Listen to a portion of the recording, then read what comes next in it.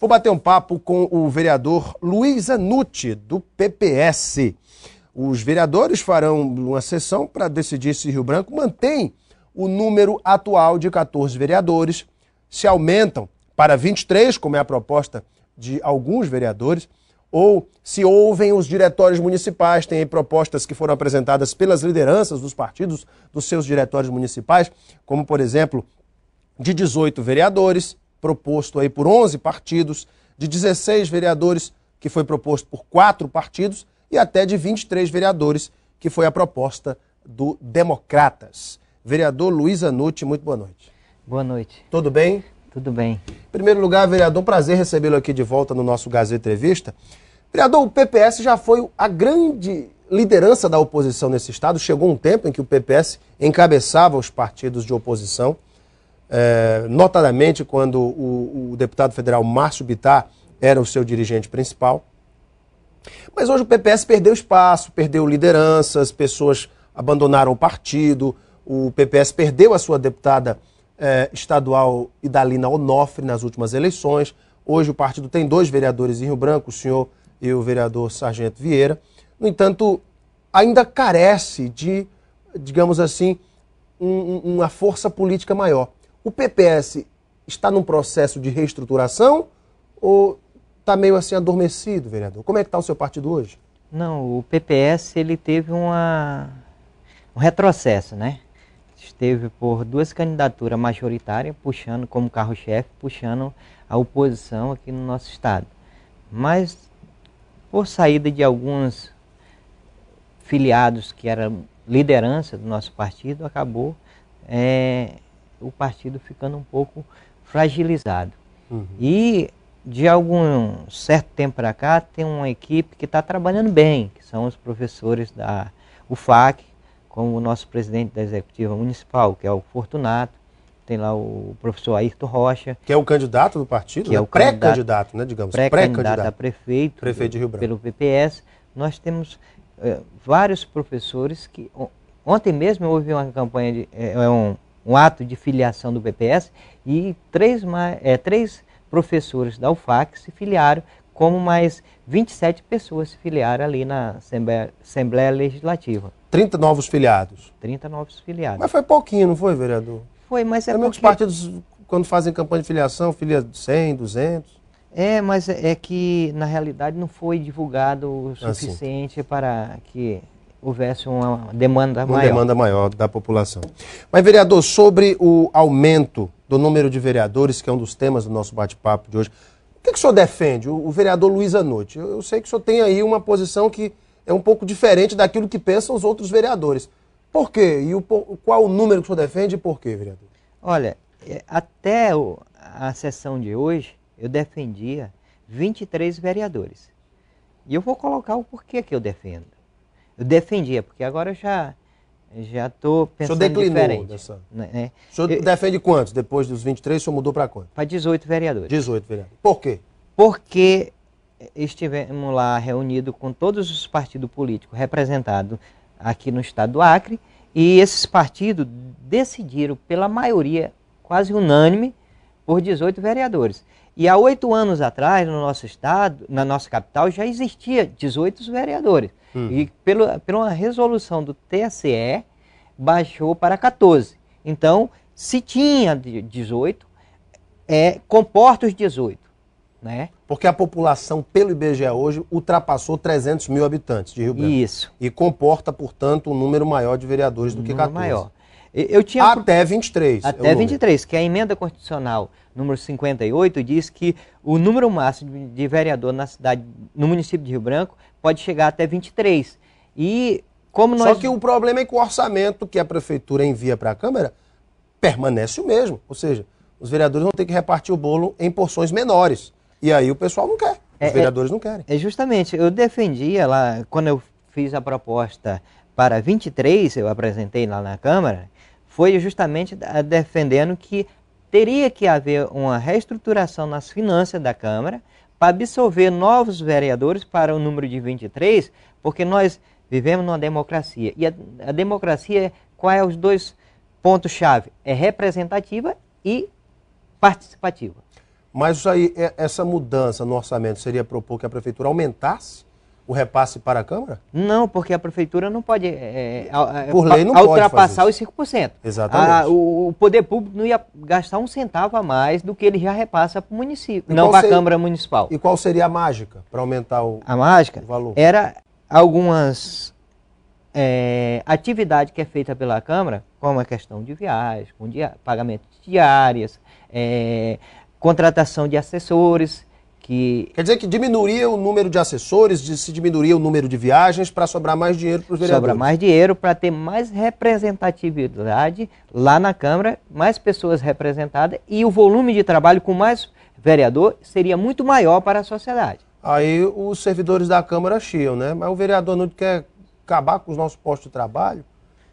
Aí fica feia a situação lá com os servidores da Câmara. Fica não, vereador? Não, porque a questão vereador e funcionário sempre funcionou muito bem, né? Eu acho que só ia mexer com os vereadores. Com os funcionários, não. Os funcionários de carreira não. Mas o senhor quer acabar com alguns cargos de assessoria? Mas é porque tem alguns cargos que eu acho que não poderia ter, entendeu? São desnecessários, na sua Nomeado pelo presidente, pessoas que eu acho que seria desnecessário, porque nós temos um quadro de funcionário capacitado que poderia estar fazendo esse trabalho. Quer dizer que, na sua opinião, tem gente na Câmara que é desnecessária o exercício do poder, vereador, hoje, já que é isso que o senhor está falando, é isso mesmo? Eu acho que sim. Então é um cabidezinho de emprego. Olha, eu acho que é desnecessário, né? A palavra que você colocou, cabide de emprego. Não deixa de, já que é desnecessário, então, enfim. Enfim, é a que a gente compreende da fala do vereador. Agora, vereador, já que o senhor falou nesse ponto das viagens, recentemente nós vimos algumas declarações suas, o senhor disse, olha, seria bom que voltasse a Câmara a ter a verba indenizatória, porque acabaria com essa história de o presidente Juracy estar inventando viagem para os vereadores ganharem diária e compensar as perdas da verba indenizatória. Para você entender, quando o vereador Juracy Nogueira assumiu a Câmara como presidente, ele acabou com a verba indenizatória, que era um valor repassado aos vereadores justamente para pequenos custeios. Como isso influenciou e diminuiu, enfim, o poder aquisitivo dos vereadores, o vereador à noite encontra nessa questão das viagens uma forma paliativa, uma compensação dessa perda. É isso mesmo, vereador? Olha, eu vou responder você com uma pergunta. Há um ano atrás, você não via essas viagens. Há um ano atrás existia a verba indenizatória. Agora é viagem, como se diz no bom acreanês, no balde. Você vê os blogs, os meios de comunicação divulgando, porque hoje a Câmara tem que publicar no Diário Oficial e todo mundo tem conhecimento disso. Todo mundo tem acesso. Tem acesso. Então, o que acontece é que essas viagens é de um ano para cá. São desnecessárias essas viagens, vereador? Eu não concordo com essas viagens em virtude de que, porque na realidade tem um ganho com essas viagens. E há, para o parlamentar, uma perca muito grande. Qual seria o ganho? O ganho é que o parlamentar se capacita, porque ele vai sempre para fazer um seminário, um curso de capacitação. Passar um fim de semana no hotel bom, não tem isso não também? Não, porque na realidade a gente cumpre com o cronograma do curso, porque a gente quer fazer o relatório direitinho, como vamos dizer, do tema que foi explanado e trazer conhecimento também. Né? Por outro lado, os vereadores vão e deixam a cidade sem seus parlamentares. É esse o prejuízo que eu acho que é incalculável para o parlamentar. Primeiro, que você sai do meio dos seus entes queridos, da sua família. Daqueles que o senhor representa. E, além da família, do meio da sociedade, das pessoas que confiam em você, que precisa de você estar acompanhando como é que está o processo administrativo, se está funcionando da forma correta, para que você possa cobrar o executivo que venha cumprir com as suas obrigações. Então, quando você se ausenta da cidade, a cidade fica desassistida dos fiscais do poder público. Quem são os fiscais? Os vereadores. São os vereadores. Então, por esse lado, o senhor acha melhor voltar a verba indenizatória? Eu concordo com a volta Os vereadores também concordam com o senhor? Os demais vereadores? Tirando aí o Jura, claro, presidente. É unânime essa questão, reclamação. Essa reclamação e esse pensamento. Porque todos os outros parlamentos ganham a verba indenizatória. Se eu não me engano, os deputados ganham a verba indenizatória normalmente, né? Os deputados e senadores e os vereadores de outros municípios também ganham, só não aqui na cidade do município de Rio Branco, que não está ganhando. Muito bem. O vereador, só para a gente encerrar, que o nosso tempo está esgotando, o projeto de lei que garante a gratuidade aos portadores de doenças crônicas, de hepatites, projeto de autoria do vereador Alisson Bisteni, foi vetado pelo prefeito, mas a Câmara derrubou o veto.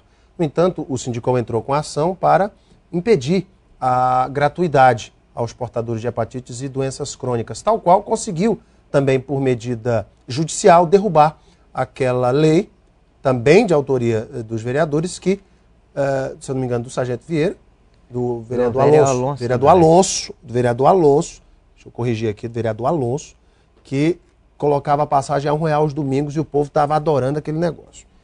E aí, vereador, o senhor está propondo a realização de uma sessão solene para debater essa questão? É que essas tarifas sociais são muito boas, são excelentes, não sou contra. Mas quem paga a conta é o usuário que paga a passagem. Mas quem paga a conta é aquele trabalhador que tem que pagar a passagem, que não são beneficiados com essas tarifas. As empresas não vão ficar no prejuízo de jeito nenhum, né? Sempre elas encontram uma maneira de repassar esse custo para quem paga. Não, é porque eu tive conversando com o pessoal do Sindicol e com alguns empresários. Eu fiquei preocupado a partir do momento que eu soube que havia uma ação do Sindicol para tentar derrubar esse projeto de lei.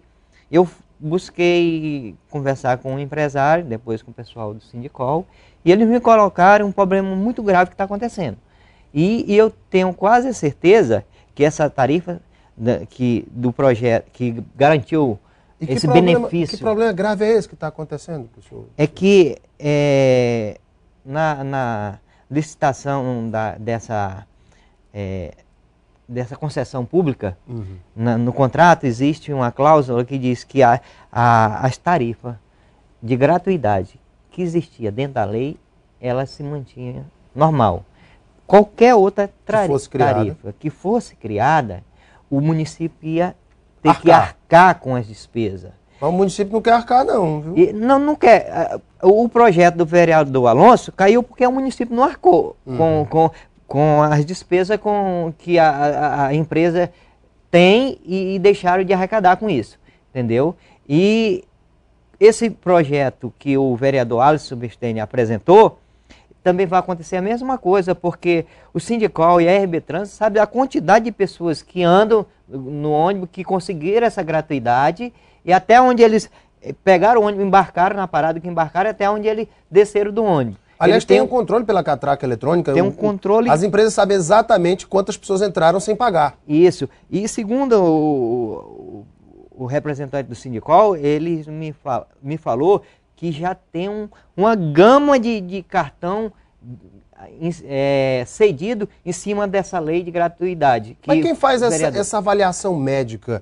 Não a junta médica do município para dizer, olha, esse cidadão aqui merece a gratuidade porque ele está com a cirrose hepática, então ele pode ir. É porque o projeto diz que atende as pessoas com enfermidade, doenças crônicas. E quando o cidadão... A doença crônica não acaba sendo generalista demais? É isso que está acontecendo. Porque tem pessoas que, segundo informação do Sindicol, que tem, vamos dizer, lábios leporinos. Lábios leporinos. E a junta médica do município deu um laudo que essa pessoa tem uma doença crônica e precisa do cartão de... Mas será que não está desvirtuando a origem da lei? Uma doença crônica, tá certo que é um problema de saúde, mas não é uma coisa assim que impeça a pessoa de se locomover, né? E de trabalhar também. Pois é. Né? Daqui a pouco o nosso cinegrafista, o Celinho, que tem um problema de uma bicheira no pé, ele pode dizer que é uma bicheira crônica e vai lá e pede a gratuidade e concede emprego. E isso vai acontecer. E está acontecendo, segundo a informação do Sindicol. E está virando uma bola de neve. Que vai chegar um momento que as empresas de ônibus vão falir. E o que vai acontecer? Vem uma empresa só e vão manipular o monopólio. Monopolizar. A questão do transporte público aqui. Porque você sabia que já faliu a empresa São Jorge. São Jorge. Agora, a Real Norte foi vendida para uma empresa de São Paulo, e a única que está ainda na mão dos antigos empresários, que é acriano, é a São Judas. Pois é, São Judas. Só a São Judas. E então, o que acontece? E o proprietário da São Judas, que foi quem eu conversei, ele me informou, no dia que eu estive lá, que ele não tinha condição nem de pagar o INSS dos trabalhadores, em virtude dessas muitas gratuidades, e ele não estava tendo condição de manter a empresa. Gente, felizmente nosso tempo está estourado. Foi importante conversar aqui com o vereador Luiz Anucci. Trouxe sua opinião inclusive muito corajosa acerca de alguns pontos. E lembrando que o vereador, inclusive, chegou a colocar o seu nome como pré-candidato pelo PPS à Prefeitura de Rio Branco, mas numa escolha interna do PPS prevaleceu o nome do professor Ayrton Rocha. Só para finalizar, que o tempo já estourou, rapidamente. Ayrton Rocha é um bom nome para o PPS disputar essas eleições? Não, Ayrton Rocha tem um potencial político, vamos dizer, é um passado que não tem o nome manchado. Ele foi parlamentar aqui, vereador por 2 mandatos, vice-prefeito da capital de Rio Branco. Ele é um bom nome, é um professor conceituado dentro da... Mas o senhor preferiu o seu, claro, né? Lógico, que o meu, eu coloquei o meu nome para que o PPS tivesse a opção de ter outras pessoas para a discussão dessa pré-candidatura, né? Conversei aqui com o vereador Luiz Anucci, do PPS. Vereador, obrigado pela tua vinda, viu? Foi um prazer imenso. Viu? Eu te agradeço. Deus abençoe a sua vida. Que Deus viu? abençoe você também, o seu trabalho. Obrigado, viu? Fique mais um pouquinho comigo. Daqui a pouquinho nós voltamos para a sequência do nosso Gazeta Entrevista. Até já.